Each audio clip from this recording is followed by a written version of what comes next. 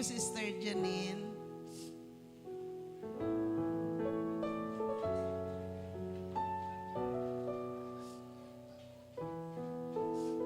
Magandang umaga po sa bawat isa sa atin. Purihin ang Panginoon sa presence ni Lord na naramdaman ko ang kanyang pagbaba kanina sa worship time. Salamat kay Lord, salamat sa presensya ng Holy Spirit sa ating kalagitnaan. Yun pong binasa kanina sa Bible verse, ito po ay Gideon. Ito po ay tungkol kay Gideon. Okay. Doon po sa Book of Judges,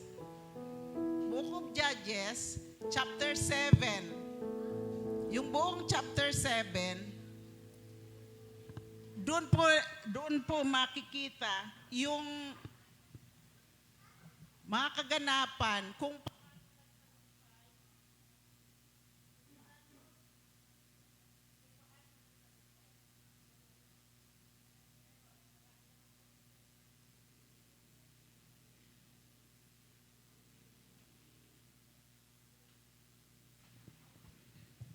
hello. Ay, okay. Thank you, Nadine. Kung paano po nagtagumpay si Gideon. Ang title po ng ating message ngayon, ng message ni Lord ay Gideon 300. Narinig nyo na po ba yun? Gideon 300. Amen. Yung Gideon 300 po, ito po yung mga sundalo ni Gideon. Gusto ko pong simulan sa background ni Gideon. Si Gideon po ay isang prophet during his time. Tapos siya rin po ay military leader. Anak po ni Joas. Sila po ay Israelita. Noon pong ang Israel ay natalo sa labanan, dahil po nagkaroon sila ng kasalanan. Opo, nagkaroon ng kasalanan. Salamat sa Diyos. Tayo po muna ay manalangin bago ang ating pakikinig ng kanyang mga salita. Ama naming Diyos, Diyos na makapangyarihang nasa langit, tunghayan mo po kami, Panginoon, sa hapon na ito. Buksan mo ang aming mga tenga sa pagpandinig, Panginoon. Buksan mo ang aming mga puso, ang aming mga pangunawa, upang ang iyong mga salita, Panginoon, ay maging challenge sa amin bilang mga anak mo, bilang mga Kristiyano. At kami po, Panginoon, ay matulad kay Gideon, Panginoon, kung paano nagtagumpay sa lahat ng pagsubok, sa lahat ng laban, in Jesus' name. Thank you, Father. Thank you, Jesus. Pahiran mo po ang aking labi, Panginoon, ng iyong kapangyarihan at itago mo po ako sa iyong likuran. Ikaw po, Panginoong Jesus, ang makita, Panginoon, at ikaw ang magsalita. Salamat po, Panginoon. Maging attentive po, maging ang mga bata, mga kabataan, at ang mga katandaan. Salamat po, Ama, sa pangalan ni Jesus. Amen. Amen. Thank you, Lord. Ito po ang pagtatagumpay ni Gideon sa labanan. Pumili siya ng 300 warrior. 300 warriors. Opo. Gideon 300. Dito po sa Gideon, Judges chapter 7. Judges chapter 7. Basahin ko muna po. Nilupig ni Gideon ang mga Midianita. Si Gideon ay tinawag ding Jerobaal. Okay? Isang araw, maagang bumangon si Gideon at ang kanyang mga tauhan. At nagkampo sila sa mga bukal ng Harod. Samantala, ang mga Midianita ay nagkakampo sa hilagang kapatagan sa may burol ng More. Sinabi ni Yahweh kay Gideon, sobrang dami ng mga tauhan mo. Sobrang dami ng mga tauhan mo para pagtagumpayin ko kayo laban sa Midianita. Baka akalain nila sila ang sarili nila baka akalain nilang sarili nila ang nakatalo sa mga Midianita. Kaya hindi dahil sa tulong ko. Okay? Amen. Sabi ni Lord, hindi dahil sa tulong ko, kundi sa lakas nila, kaya sila nanalo. Kaya ang ginawa ng Diyos,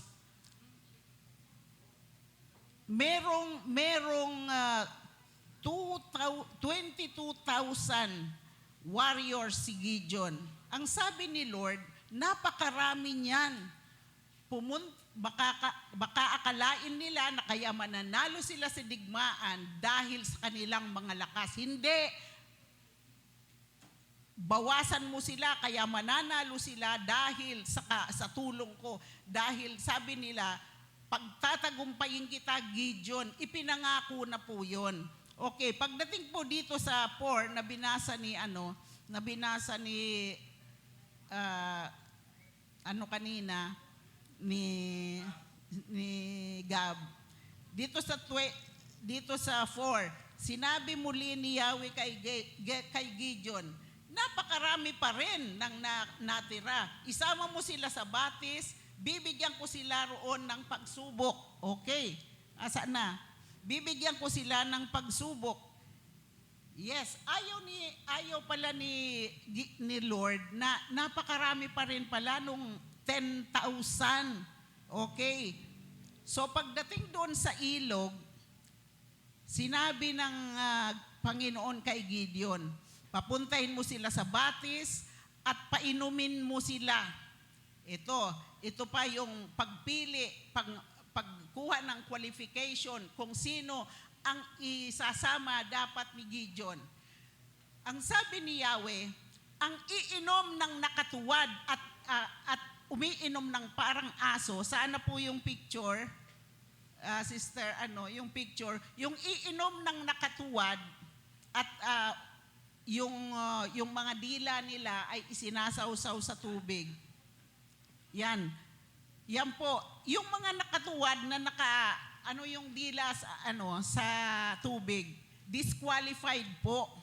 Kundi ang bibilangin ko lamang ang yung sumasalok ng tubig sa kamay at saka umiinom. Kasi po, kapag umiinom sila, nakabantay pa rin sila kung nasaan ang kaaway. Alert pa rin. Ang mga sundalo po ay kailangan laging alert, alive, enthusiastic. Hindi po yung katulad nung aso. Sinabi yan sa Bible, parang aso, na disqualified po sila, na disqualify.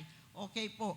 Ngayon, ang sabi ni Lord, napili ko na yung 300 soldiers.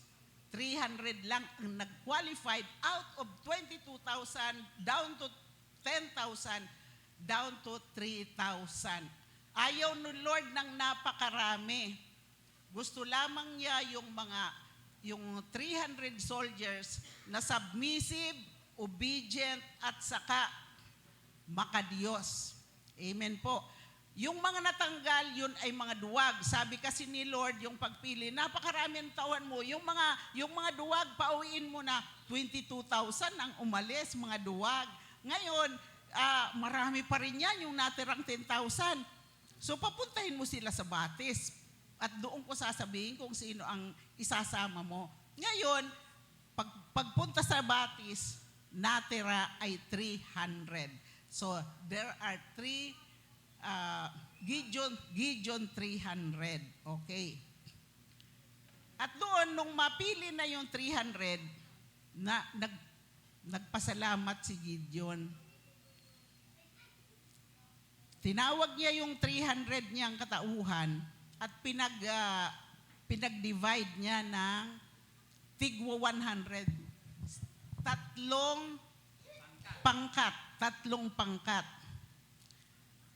Tapos, ito si Gideon, naninervyos pa rin si Gideon na sumugod. Kasi naduwag nga si Gideon nung maranasan niya na natalo sa labanan yung mga Israelita dahil sa kasalanan. Ngayon, ang Diyos na ang nag-uutos sa kanya. Kaya sabi ni Lord sa kanya, kung naduduwag ka pa rin, pumunta kayo ni Pura, yung tauhan mo, pumunta kayo ni Pura, sabi sa Bicol, mag-inirib. Ano ba yun? Mag-spy kayo doon sa kampo ng mga Midianita. So sa madaling salita, pumunta na sila doon. At noong, gabi na, at noong sila ay naglalakad ng dahan-dahan, may nagkukwentuhan doon sa panig ng Midianita. Sabi nung kwentuhan, nanaginip ako kagabi. Meron daw barley, yung bread, yung barley bread, na gumulong galing sa taas, papunta dito sa kampo natin, nadaganan yung mga ano nila, hindi, yung mga tent nila, nadaganan yung mga tent nila, mga tolda nila, at ito ay nagiba. Sabi nung kausap, ano kaya, sabi nung na naginip, ano kaya ang ibig sabihin noon? Alam ko na. Yung barley bread, yun ang espada ni Gideon, na ibig sabihin, matatalo na tayo sa labanan, na pumunta dito si Gideon, ba't maiksi? Pumunta dito si Gideon, urong mo nga ito. Yan.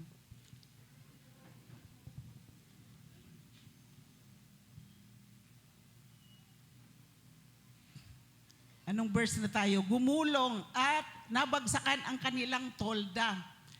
At yun na nga yung sinabi na yung sibada na yon, yung bread, nangangahulugan daw na iyon ang espada ni Samuel na lumusob sa kanila at sila ay natalo.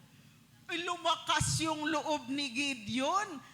Nagpasalamat siya sa Diyos, nagpuri siya sa Diyos, lumuhod siya sa Diyos. Sabi niya, Diyos, salamat, lumakas ang loob niya.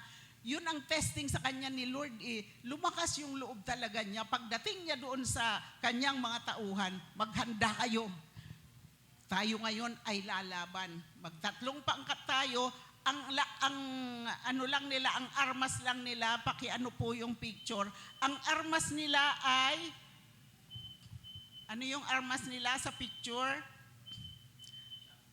Ang armas lang nila po ay, sandali. Ang armas nila ay, meron silang mga koron. Ano ba yung koron? Ano yung koron? Yung koron. Koron ba sa Bicol? Mga daod o kaya yung mga koron.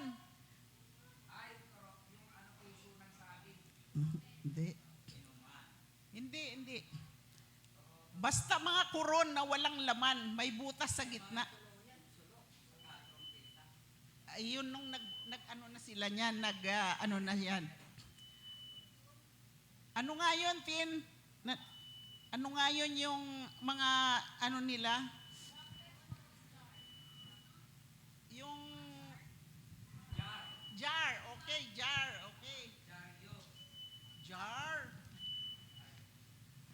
Yung jar, nakakita na yung lalagyan ng tubig, banga. Yung lalagyan ng tubig sa Bicol, pero butas yun. Paglusob nila, sabi ni Gideon, dalhin natin itong trumpet natin, at saka yung banga na may butas, may sulo sa gitna. Okay, yun po lamang ang kanilang sandata. Wala po silang wala silang espada, walang armalite, wala po. Kundi yun lamang. At kasamay pananampalataya, prayer po. And then, yumaon na sila madaling araw, tahimik na ang gabi. Sabi nga kapapalit pa lang noong mga gwardya nagrelyebo na yung mga gwardya. Tamang-tama, lumusob na sa pangunguna ni Gideon. Pinatunog na niya yung kanyang tambuli. Pagkatapos, basagin nila ang mga banga. Alam mo kung anong nangyari? Alam nyo kung anong nangyari? Pag-ihip kasi ng, ano to? Tambuli. Pag-ihip ng tambuli, sunod-sunod na yon yung tatlong pangkat. Ang dami noon, ang ingay noon. Sabay, basag ng banga. Nataranta po ngayon yung mga kalaban. Nataranta yung mga kalaban, yung mga Midyanita. Sila ay nag-iyakan at sila ay naglaban-laban at yung iba ay nagtakbuhan papunta doon sa ibang lugar. At yung pangako ng Diyos kay Gideon, na ibibigay sa kanya yung mga kalaban, ang Midyanita, ay nagkaroon po ng tagumpay, victory. Yun po ang sinasabi na kinakailangan sa paglusob sa mga kaaway, meron tayong mga strategy at saka mga armas. Hindi tayo magdadala ng baril, hindi tayo magdadala ng espada, kundi ang armas natin, ito ang armas natin. Nandito lahat, Word of God. Ang sabi ng Bible, ito ang kalasag. Ang kalasag natin ay mayroong 2 talim. Hallelujah. Meron 2 talim ang ating kalasag. Purihin ang Panginoon. Kaya ang sino mang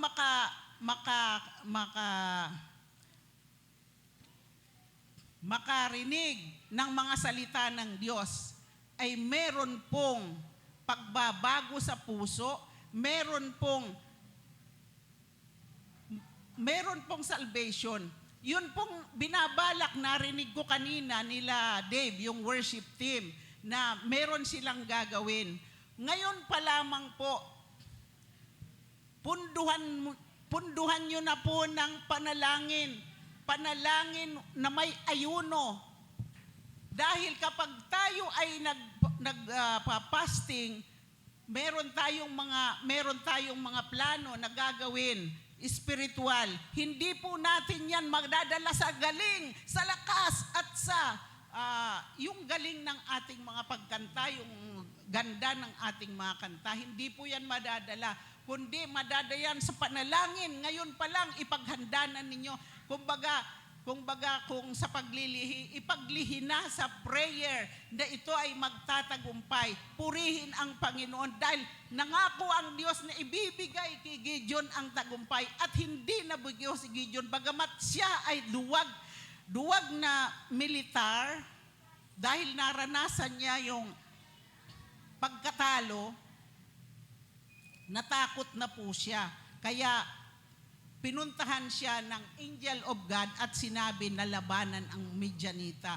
Kaya po tayo, kung mayroon tayong tawag ng Panginoon sa atin na ikaw ay mag-Bible school o ikaw ay kumanta o ikaw ay prayer warrior o ikaw ay intercessor, wag na po tayong hihindi dahil kaya tayo iniligtas ng Diyos kasi merong purpose ang Diyos sa atin.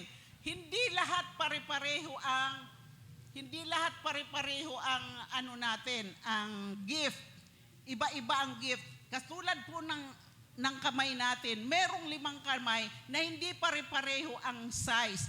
Katulad din po na sa ministry po, hindi lahat singer, hindi lahat manunugtog. Merong mga sumasamba, katulad natin kanina, merong mga worshiper na nandyan sa congregation na talagang bukas ang puso, sumasamba sa buhay na Diyos at ang presensya ng ating Diyos ay tiyak na bababa sa ating kalagitnaan. Thank you, Lord. Hallelujah. Ano po ang lesson learned dito sa istorya ni Samuel? Istorya ni Gideon. Kung kayo po ang tatanungin, ano po ang insight na natutunan ninyo sa buhay ni Gideon na isang mandirigma? Pastor, ikaw, sumagot ka. Ano ang natutunan mo sa buhay ni Gideon na isang mandirigma? God uses the ordinary to accomplish extraordinary. Opo, talaga po.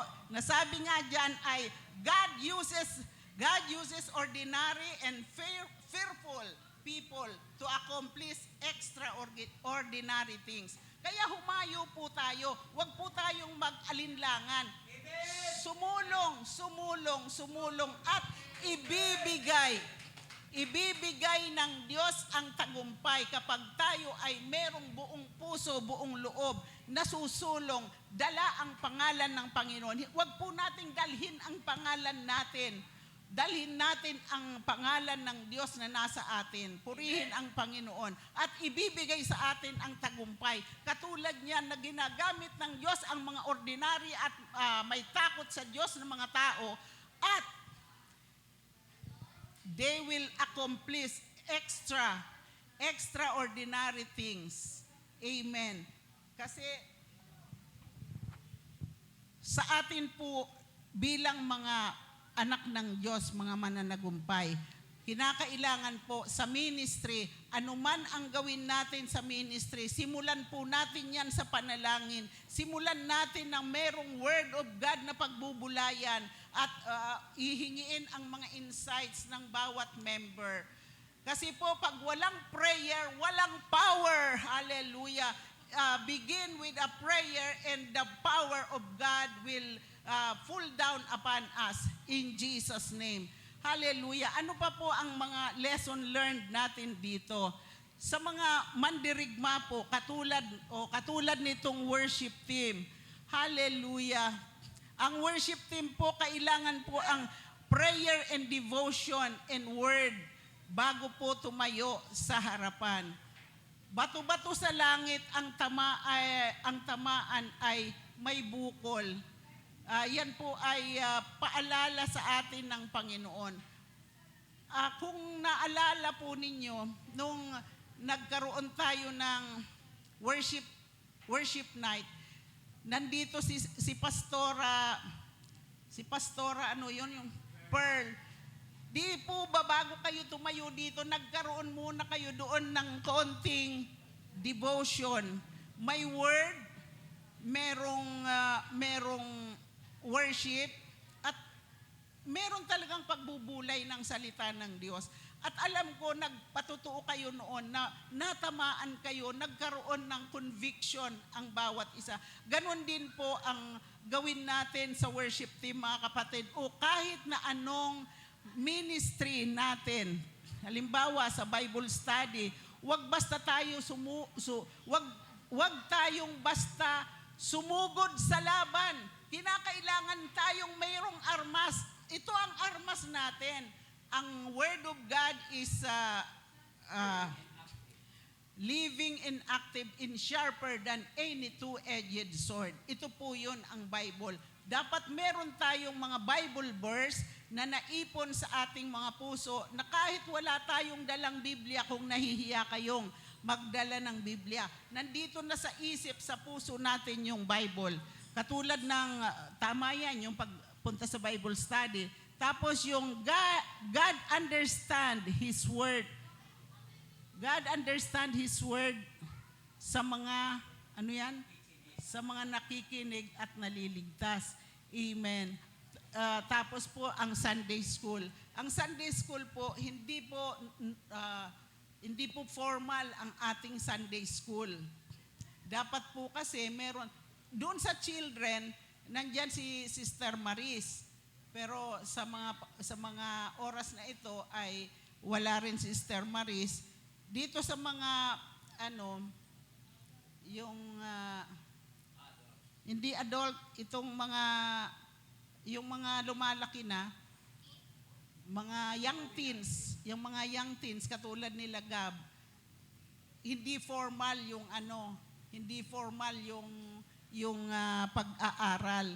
Katulad din sa mga adult, young people at saka sa mga ano yan, kabataan at saka sa mga men's at saka sa women's. Sa ibang church po, meron pong gano'n na mga bago mag-start ang service, meron munang Sunday school.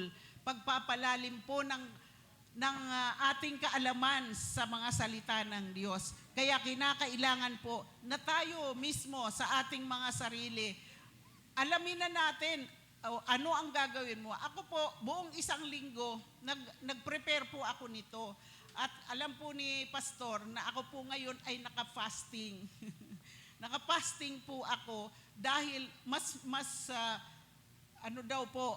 mas powerful ang tagapagsalita ng Diyos na kinakalimutan yung kanyang sarili at nakalaan sa Panginoon. Opo. Magbe-break na po ako pagkatapos kasi kanina nararamdaman ko po yung tiyan ko. Sabi ko, Lord, I am forgetting myself for your glory. Thank you, Lord, in Jesus' name. Nawawala naman yung kulog ng tiyan ko. Salamat sa Diyos. Ngayon po marami ng blessing, purihin ang Panginoon. Kaya po mga kapatid, salamat sa Diyos sa hapon na ito. Hallelujah. Maaga po tayong matatapos. Sa inyo po, ano ang, ikaw, Brother John Mark, ano mo dito sa kwento ni Gideon, insight mo dito na matututunan namin. Ano po ang insight mo? Umalis na po ako kasi nung maglalaban na sila, baka makamaan ikaw na Midianita. Isa kang mandirigma, isa kang warrior, son of God.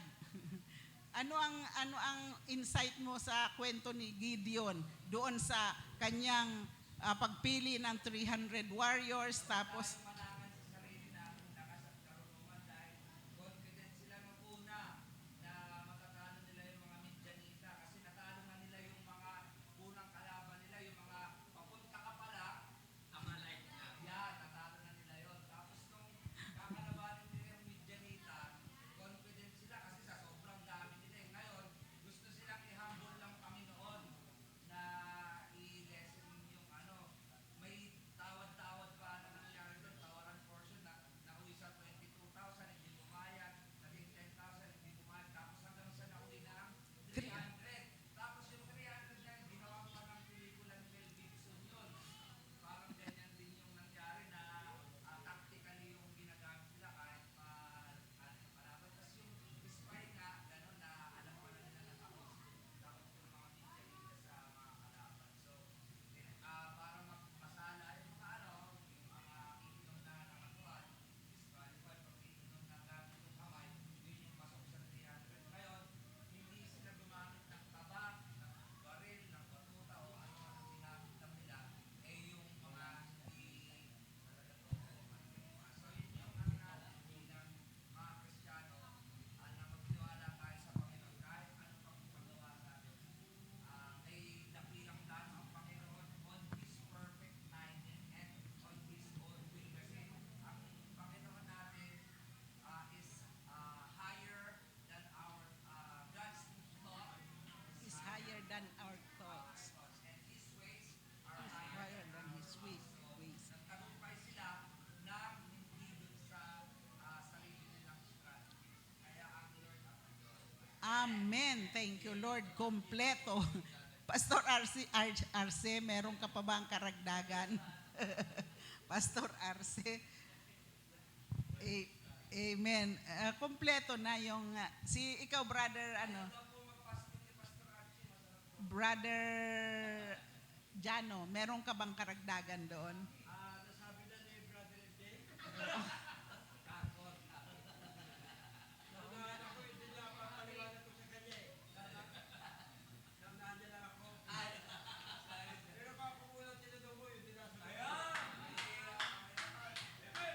Amen. Thank you, Lord. Hallelujah. Thank you, Jesus. Sana po, mga kapatid, ay meron tayong natutunan sa kwento ni Gideon 300. Purihin ang Panginoon. Thank you, Lord.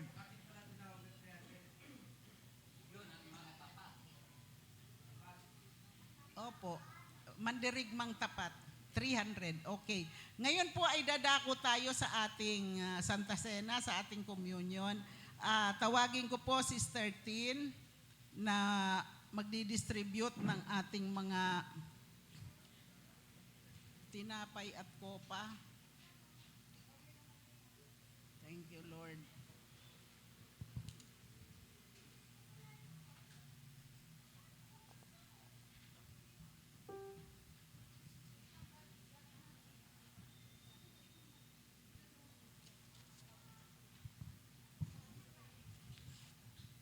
Kala ko ba, prepare muna. Kala ko prepare muna.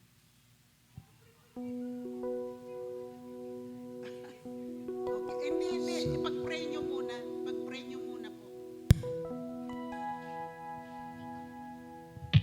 Okay.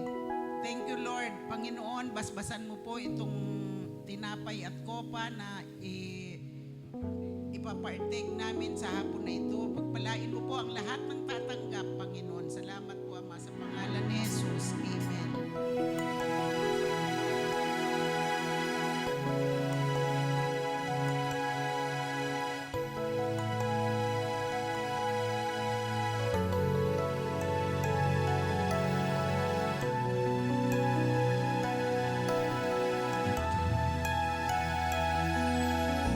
Ito ang tinapay ng buhay, kanin mo makibahagi.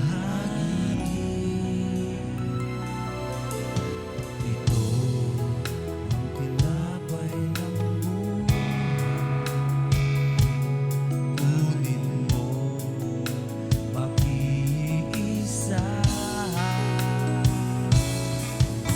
Yan ang katawan na bayuhan upang ikaw ay mabuhay.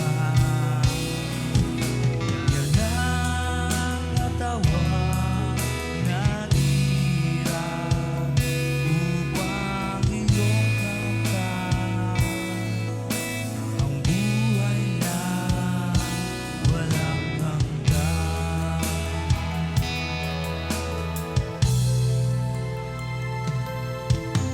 Ito ang salo ng bagong tipan, inumin mo makibahagi. Ito ang salo ng bagong tipan, inumin mo makiisa. Yan ang dugong lumalang upang ikaw ay lumibig. Yan ang dugo ni Cristo na para sa iyo doon sa Kalbaryo ay lumibig.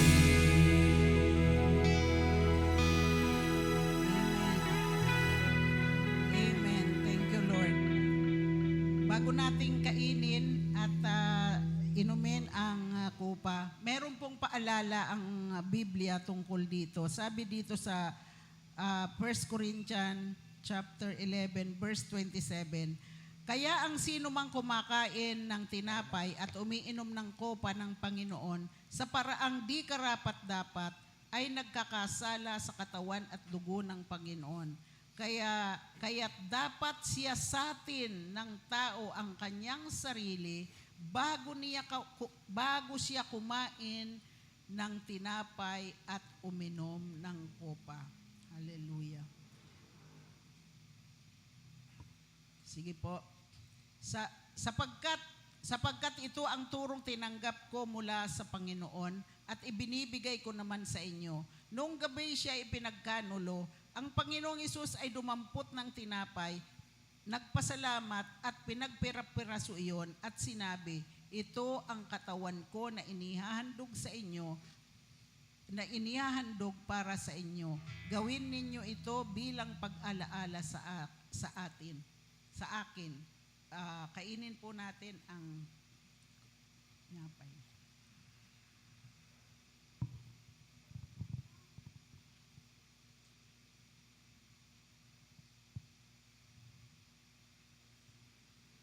Amen.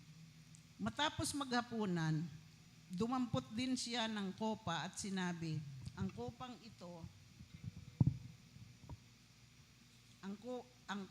ito, nasaan na?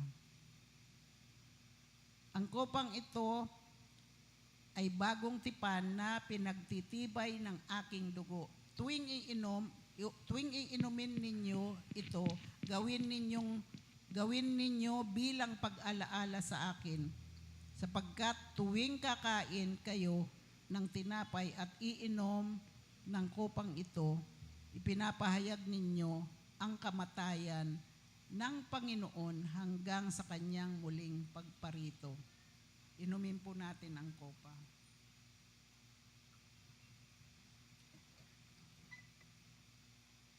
Thank you, Lord. Hallelujah. Thank you, Jesus. I-bless mo po, Panginoon, ang bawat tumanggap ng iyong katawan at dugo sa hapon na ito. Thank you, Lord. Hallelujah. Thank you, Jesus. Tayo po'y manalangin. Salamat po, Panginoon, sa iyong mga salita sa hapon na ito.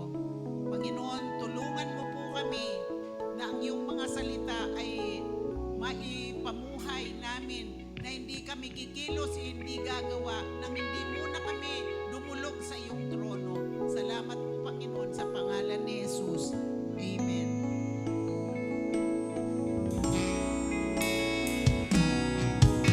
Iyan ang dugong dumanda upang ikaw ay Iyan ang dugong ni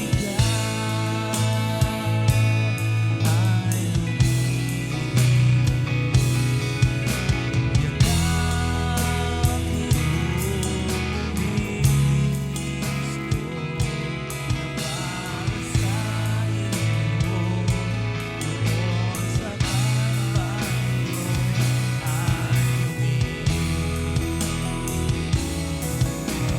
ay Ilang katawan na bayuban upang ikaw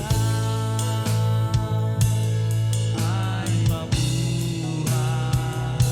Ilang katawan na hirap upang iyong hamdan ang buhay na walang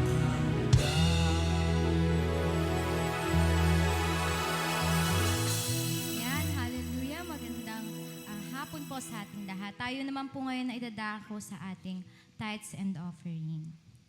So, ayun. Ayon po sa Book of Luke, chapter 6, verse 38, "Give and it will be given to you. A good measure, pressed down, shaken together, running over, will be put into your lap. For with the measure you use, it will be measured to you." Amen. So, ang sabi po dito sa Lucas, ito po ay nagtuturo na ang pagiging mapagbigay at mabuti sa kapwa ay may kasamang pagpapala mula sa Diyos. No?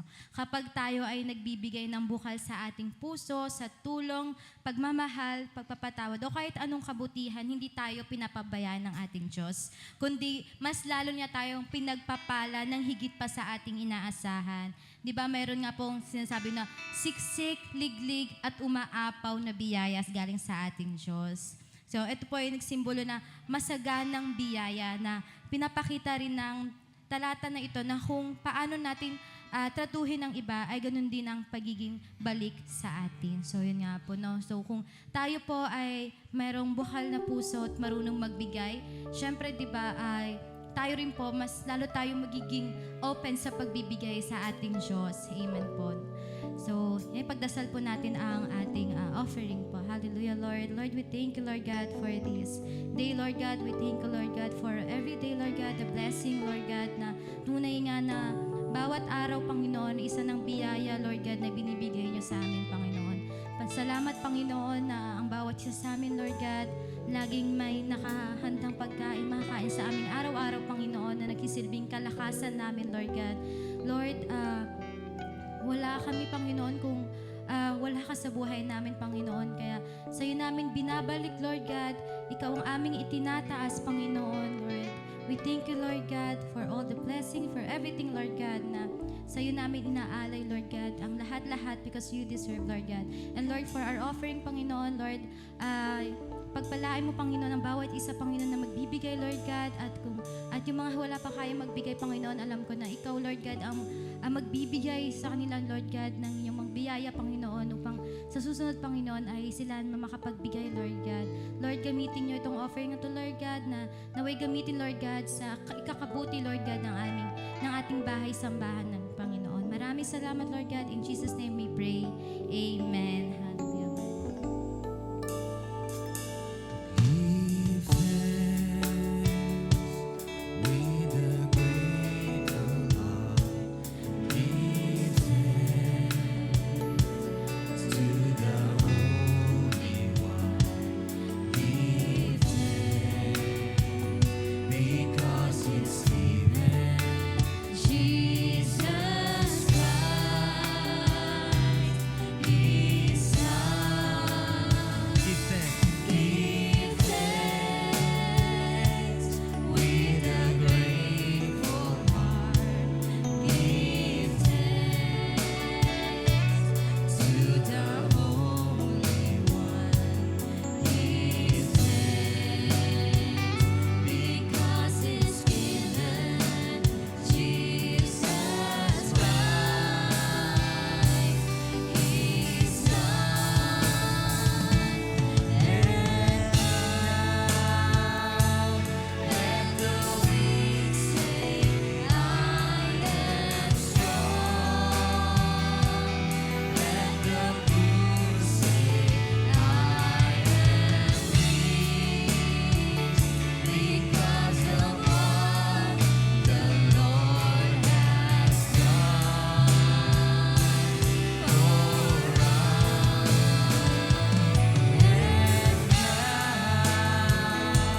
let the weak say, I am strong. Let the poor say, I am rich because of what the Lord has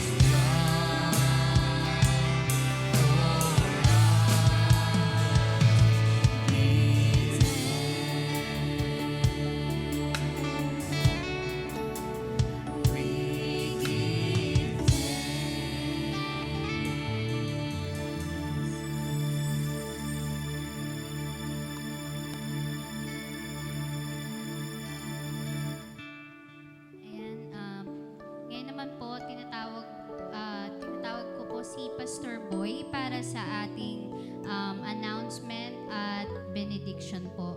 Ganun na rin po ang pagpipray sa ating sa ating hapag. Amen. So, salamat po sa Panginoon. Announcement po yung gagawin po natin na prayer meeting ngayon pong Miyerkules. OPM po yan, online prayer meeting. Pero po gagawin po natin na face-to-face po sa June 10. Ano ba ang araw yon? O tamang-tama, tumapat pala Wednesday prayer meeting. Gagawin po natin face-to-face at nag-usap-usap po niyan. Sabi po ng Bible, makigalak kayo sa mga nagagalak. Si Dave magsi-celebrate ng kanyang birthday. Amen. Kaya po lahat, amen, tayo sama-sama dito. Kami ni Brother Jano, mga alas 6 pa raw nandito na kami. Pwede po na agahan po natin. So, meron pong mga kanya-kanya na mga magdadala. Magdadala rin po kami. Baka makabili kami ng cake o ano ang pagkain para po makisa tayo sa celebration ng birth ni King David. Pagkatapos po ng birthday niya na face-to-face, sa next Wednesday, online prayer na po tayo. At ang ating pong speaker niyan ay exhorter si Sister Tintin. Maganda po tayo mga kapatid. Amen. At salamat po sa dakilang Diyos. Congratulations din po pala kay Sister Jai na maaga na gumawa po ng planning. From June to December nakagawa na po siya ng plano para sa youth department. At ay nihiling ko po rin sa lahat ng department, sa men's department, Brother Jano, kung ano rin yung mga programa mo mula June hanggang December.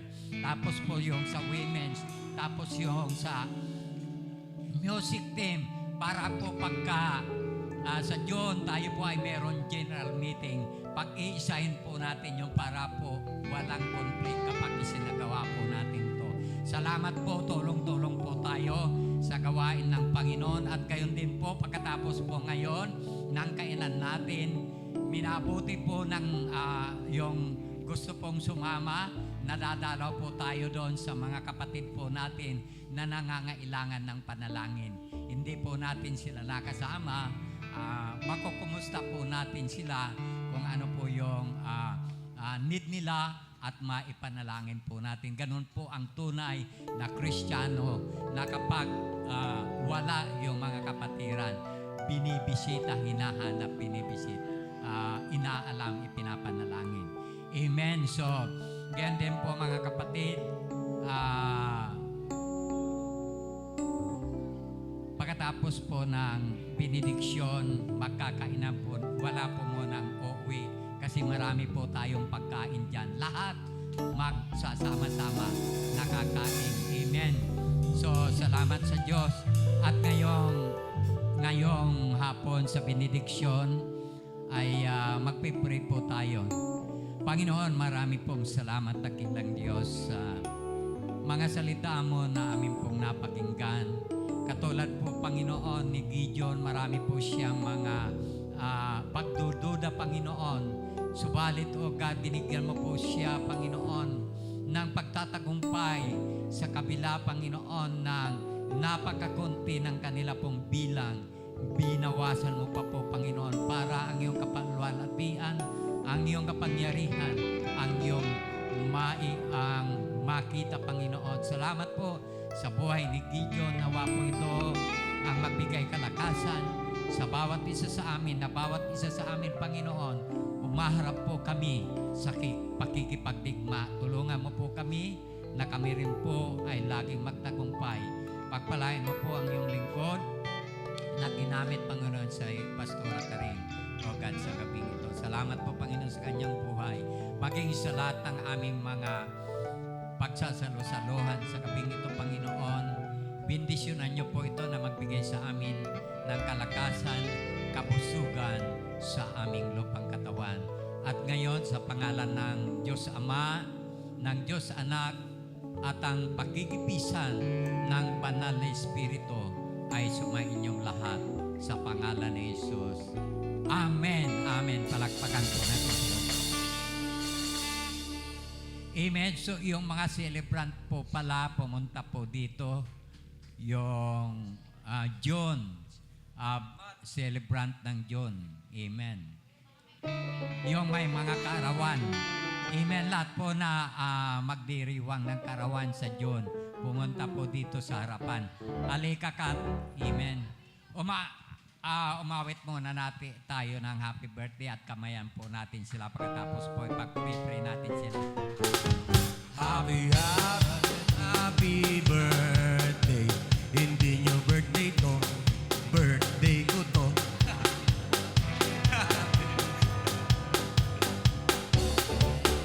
Happy birthday to you. Happy birthday to you. Happy birthday, happy birthday, happy birthday to you. How old are you now? Mga bata